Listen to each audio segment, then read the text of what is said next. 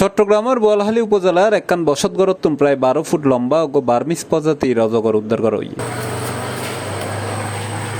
রবিবার মেয়ের 30 তারিখ সকাল 10:30টার দিকে উপজেলা চরণদ্বীপ ইউনিয়নের নুরবক্স কন্ট্রাক্টরের বাড়িতুন এই অজগরকে উদ্ধার করা হয়।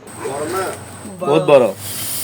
জানা যায় বাড়ির বাসিন্দা মোহাম্মদ আজমর লাহোরি রাকিবের ঘরত এই আপগো তেই দেখে। পরে স্থানীয় হলে বিষয়জ্ঞান wildlife and snake rescue team in বাংলাদেশের জানালি সংগঠনের সদস্য আমির হুসাইন শাওন ঘটনাস্থলত পৌঁছে এই অজগরকে উদ্ধার করে।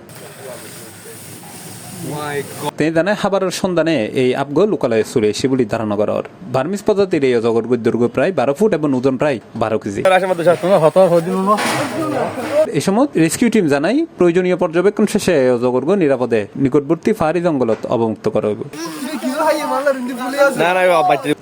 অজগর উদ্ধারের খবর ছড়াই পড়িলে স্থানীয় মধ্যে কৌতূহল সৃষ্টি হয় এবং ঘটনাস্থলে উৎসুক জনতার ভিড় জমে।